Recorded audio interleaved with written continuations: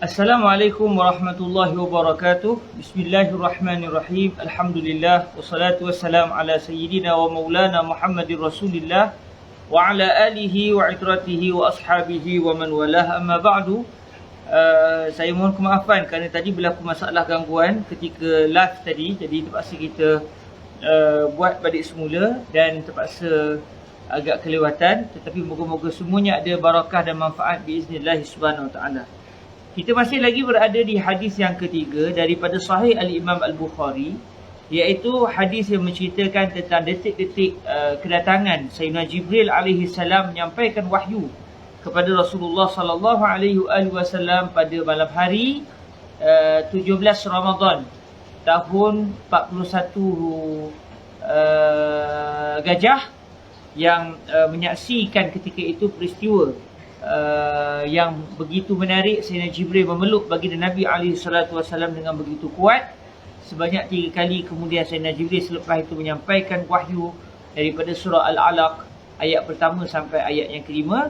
Dan sebagai mengambil keberkatan membaca hadis Rasulullah SAW, kita membaca hadis ini daripada awal sehingga sampai kepada teks yang bakal kita bincangkan pada hari ini, dengan sanad yang menyambung sampai kepada Al-Imam Al-Bukhari radhiyallahu ta'ala anhu. Beliau telah berkata, Haddathana Yahya bin Bukair qala haddathana Al-Laits an Uqail an Ibn Shihab an Urwah bin Zubair an Aisyah ummul mu'minin radhiyallahu anha annaha qalat awwalu ma budi'a bihi Rasulullah sallallahu alaihi wa alihi wasallam min al-wahyi ar-ru'ya as-salihatu bin nawmi fakana la yara ru'ya illa ja'at mithla falaq as-subhi ثم حبب إليه الخلاء وكان يخلو بغار حراء فيتحنس فيه وهو التعبد الليالي ذوات العدد قبل أن ينزع إلى أهله ويتزود لذلك ثم يرجع إلى خديجة رضي الله عنها فيتزود لمثلها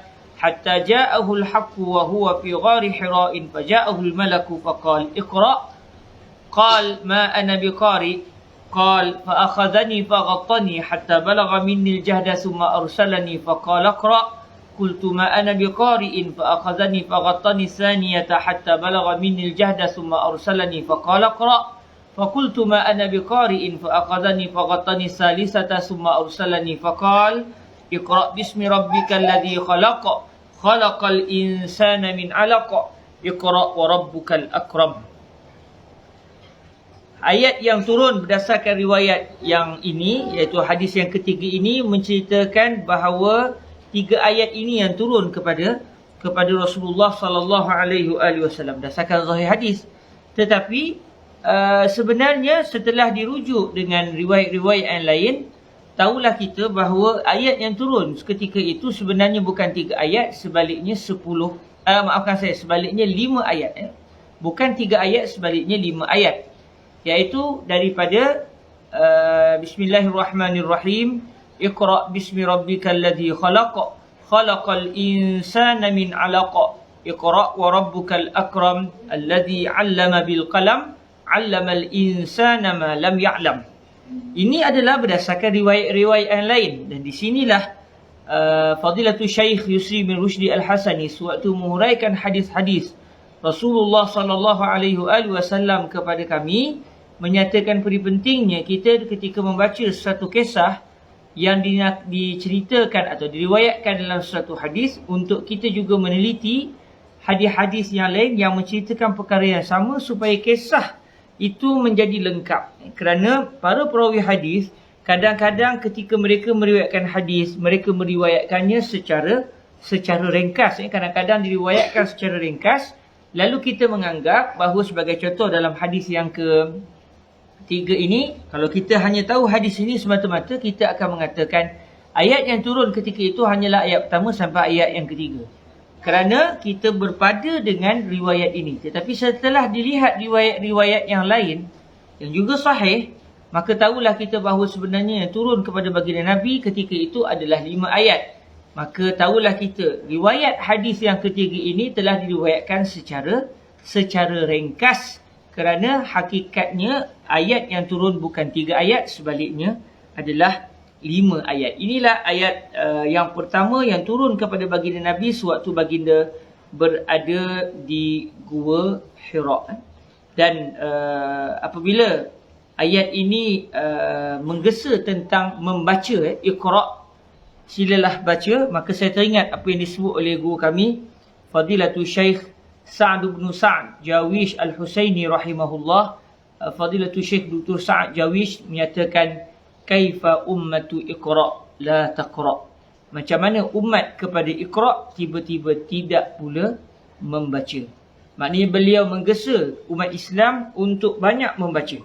Banyak membaca, banyak mengkaji, banyak mempelajari ilmu daripada para ulama, kerana ayat yang mula-mula turun kepada baginda Nabi SAW adalah ayat yang meminta supaya baginda membaca.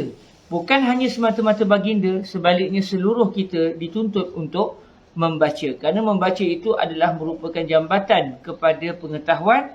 Maka beliau memberikan satu kenyataan. Guru kami Fadilatul Syekh Sa'd bin Sa'd Jawish Al-Husaini menyatakan satu kenyataan yang begitu berbekas di hati saya. Kata beliau, kaifa ummatu Iqra la taqra. Macam mana umat kepada Iqra tidak pula membaca. Sepatutnya kita adalah umat yang membaca. Maksudnya setiap hari kita kena peruntukkan berapa banyak helaian buku yang akan kita baca. Walau kita sibuk, walau kita macam mana sekalipun, kena setiap hari ada maklumat baru, ada ilmu baru yang kita mempelajarinya. Dan saya mengambil kesempatan untuk melihat bersama-sama dengan tuan-tuan yang dirahmati Allah, untuk kita meneliti sedikit apa yang dihuraikan oleh Al-Imam As-Suyuti radhiyallahu anhu ketika beliau menghasilkan karya yang kenali selepas itu, Tafsir Al-Jalalain. Dan kita semua sedia maklum, Tafsir Al-Jalalain ini tafsir dua orang jalal. Tafsir Al-Jalalain maksudnya tafsir dua orang jalal. Kerana tafsir ini dikarang oleh dua orang ulama, guru dan murid, yang mana kedua-dua mereka dikenali dengan gelaran Al-Jalal, yang gah. Al-Jalal ni kita boleh ertikan yang gah, yang mempunyai kehebatan, yang mempunyai sifat yang menunjukkan mereka ini gah pada mata manusia, iaitu Al-Imam Al-Jalal Al-Mahalli dan juga Al-Imam Al-Jalal As-Suyuti. Al-Imam Al-Mahalli adalah guru kepada Al-Imam As-Suyuti radhiyallahu anhu. Maka kitab ini pada asalnya adalah karya Al-Imam Al-Jalal Al-Mahalli, yang beliau telah menghuraikan ayat Al-Quran daripada tengah Al-Quran. Ini agak menarik, beliau tidak memulakan daripada surah Al-Baqarah. Sebaliknya beliau memulakan daripada surah pertengahan Al-Quran, daripada pertengahan Al-Quran sehingga sampai surah An-Nas. Kemudian beliau menghuraikan surah Al-Fatihah. Kemudian tidak sempat beliau menghuraikan surah Al-Baqarah, ayat pertama Al-Baqarah, beliau meninggal dunia. Maka disambung tugasan ini oleh murid beliau Al-Imam Al-Jalal As-Suyuti, pengarang kitab Al-Ashbah wal Nazair. Lalu Al-Imam As-Suyuti menghuraikan pula surah Al-Baqarah, Ali Imran, An-Nisa, sehinggalah pertengahan Al-Quran. Jadi maknanya surah Al-Alaq ini daripada kitab Tafsir Al-Jalalain ini adalah huraian Al-Imam Al-Mahalli. Tadi saya sebut Al-Imam As-Suyuti, maafkan saya tersilap. Yang menghuraikan surah Al-Alaq ini, ia adalah Al-Imam Al-Mahalli. Jadi kita lihat sedikit apa yang telah disebutkan oleh Al-Imam Al-Mahalli di dalam kitab Tafsir Al-Jalalain dalam menghuraikan 5 ayat yang pertama ini. Kata Al-Imam Al-Mahalli, Iqra' awjid al-qira'ata. Iqra', silalah baca, iaitu wujudkanlah satu perbuatan membaca. Mubtadi'an bismi rabbikal ladzi khalaq al-khalaiqa. Dalam keadaan kamu yang ingin mewujudkan perbuatan membaca itu, hendaklah kamu memulakan bacaan tersebut dengan menyebut nama Tuhanmu yang telah menciptakan seluruh makhluk. Kemudian kata beliau lagi dalam menghuraikan ayat yang kedua, khalaqal insana al-jinsa min 'alaq. Jam'u 'alaqah wa hiya al-qit'atul yasiratu min ad-damil ghaliz. Dialah Tuhan yang telah menciptakan manusia, iaitu jenis manusia. Sebab al-insan dalam bahasa Arab kalau ikut maknanya adalah seorang manusia. Al-insan maknanya seorang manusia. Tetapi yang dimaksudkan di sini bukan dia yang telah menciptakan seorang manusia, tetapi menciptakan manusia itu sendiri. Jenis manusia. Yang mana Tuhan ini telah menciptakan manusia daripada alaq. Lalu kalimah alaq kata beliau adalah jamak kepada alaqah. Jamak kepada alaqah. Alaqah, alaqatan, jamaknya alaq. Kata jamak bagi kalimah alaqah. Yang mana alaqah adalah satu sekumpulan yang sedikit daripada darah yang kental. Maksudnya bukan darah yang mengalir, tapi darah yang sudah membeku, yang sudah bersifat kenyal, dan dia sudah menjadi kita orang Melayu sebut segumpal darah, sebuku darah. Kemudian kata al-Imam al-Mahalli lagi, iqra' ta'kidun lil awal. Jadi kalimah iqra' bagi ayat yang ketiga ini adalah sebagai penegasan bagi iqra' yang pertama. Kerana sebelum ini sudah Allah minta kita membaca. Dan datang selepas itu, bacalah. Maknanya sebagai penguat, jangan kamu lepaskan daripada perbuatan membaca. Wa rabbukal akram alladhi la yuwazihi karimun halun minad dhamiri fi iqra'. Dalam keadaan Tuhanmu itu adalah yang paling pemurah. Akram, karim. Akram ini bermaksud yang paling dermawan, yang paling pemurah. Yang mana Tuhanmu itu tidak akan dapat ditandingi oleh mana-mana insan yang pemurah sekalipun. Maknanya dalam banyak-banyak makhluk yang mempunyai sifat pemurah, tidak akan ada satu makhluk pun yang dapat menandingi kepemurahan Allah Subhanahu wa taala, kedermawanan Allah Subhanahu wa taala. Jadi bacalah dalam keadaan Tuhanmu itu adalah Tuhan yang begitu dermawan, yang memberikan nikmat maksudnya. Allazi 'allama al-khatta bil qalam. Yang telah mengajarkan tulisan dengan melalui perantaraan pen. Lalu disebut di sini wa awwalu man khatta bihi Idrisu alaihi salam. Orang yang mula-mula menulis dalam sejarah ketamadunan manusia itu adalah Nabi Allah Idris alaihi salam. Ini adalah huraian ringkas daripada Al-Imam Al-Mahalli berkenaan dengan ayat pertama daripada surah Al-Alaq. Dan di sini kita boleh mengambil dan ayat yang seterusnya, 'allamal insan al-jins ma lam ya'lam qabla ta'limihi minal huda wal kitabati was sina'ati wa ghairiha.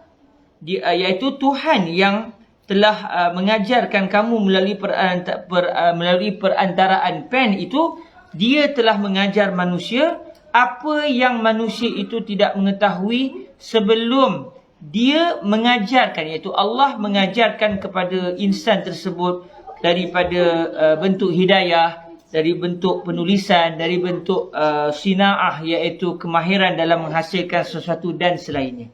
Jadi ayat yang terakhir ini Allah menyatakan satu nikmat bahawa Allah lah yang telah mengajar manusia yang sebelum ini mereka tidak tahu. Dengan sebab Allah lah akhirnya kita tahu tentang apakah dia hidayah yang Tuhan inginkan, tahu macam mana menulis, tahu macam mana ingin menghasilkan satu perkara, tahu pelbagai benda. Kesemuanya adalah melalui ilmu yang hakikatnya itu adalah pemberian daripada Allah Subhanahu wa taala.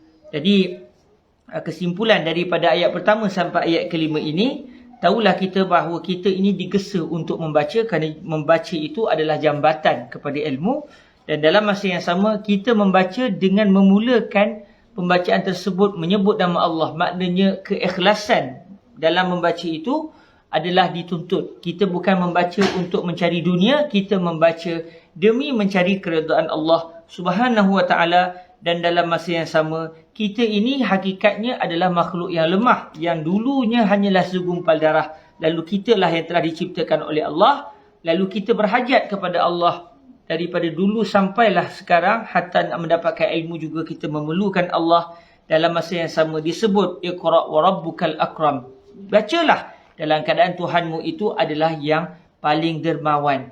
Maknanya bacalah Dan kamu jangan risau bahawa sesungguhnya Tuhan yang Maha Dermawan itu akan memberikan ilmu kepada sesiapa yang Dia kehendaki.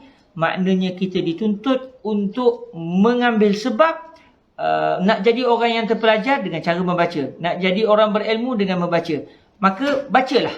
Dalam masa yang sama, serahkanlah kepada Allah untuk menganugerahkan ilmu daripada pihak sisinya. Dalam masa yang sama, Allah adalah mengajar kita melalui pen. Maknanya dengan tulisan yang ada pada karya yang, contoh, saya tak sempat bertemu dengan Imam Suyuti, tapi dengan tulisan yang berkekalan, akhirnya kita dapat mengambil ilmu Al-Imam As-Suyuti untuk menunjukkan betapa satu nikmat yang kadang-kadang kita tak terasa nikmatnya adalah nikmat tulisan. Yang mana tulisan itu pengarangnya mungkin sudah meninggal dunia. Tetapi tulisan yang berkekalan itu menghasilkan penerusan ilmu kepada generasi yang seterusnya. Dan dalam masa yang sama, yang mengajar manusia akan benda yang dia tidak tahu, bukan kecerdikan dia, bukan kemahiran dia, bukan guru dia pada hakikatnya. Sebaliknya, yang mengajar kita akan ilmu pengetahuan adalah Allah Subhanahu wa Ta'ala. Ayat ini menunjukkan bahawa kita adalah umat yang dituntut untuk menjadi mereka yang berilmu, tetapi ilmu yang kita ingin pelajari semuanya adalah untuk mencari keredaan Allah Subhanahu wa Ta'ala. Macam mana kita nak mendapatkan ilmu yang jahat? Tiba-tiba kita dituntut untuk memulakan dengan menyebut nama Allah. Apabila sudah ada tuntutan untuk kita menyebut nama Allah sebelum kita menuntut ilmu, bererti tidak langsungnya ilmu itu juga mestilah ilmu yang diredai oleh Allah Subhanahu wa Ta'ala. Terima kasih dan saya mohon kemaafan hari ini kita termula lewat tadi. Pukul 6 tadi saya dah mula dah, tapi tiba-tiba berlaku masalah teknikal, tak tahu, tiba-tiba terberhenti kelas. Lalu saya buat balik semula dan mengambil masa pula tuan-tuan yang dirahmati Allah. InsyaAllah besok sekiranya ada usia, kita sambung kepada hadis lanjutan faraja' biha Rasulullah sallallahu alaihi wasallam yarjufu fuaduh. Nabi pun pulang menuju ke rumah daripada Gua Hira dalam keadaan baginda bergementaran ketakutan. Kita akan lihat keesokan hari biiznillah subhanahu wa ta'ala. Setiap hari jangan lupa pukul 6 kita bersama Sahih Al-Imam Al-Bukhari. Terima kasih. Jazakumullahu khairan. Assalamualaikum warahmatullahi wabarakatuh.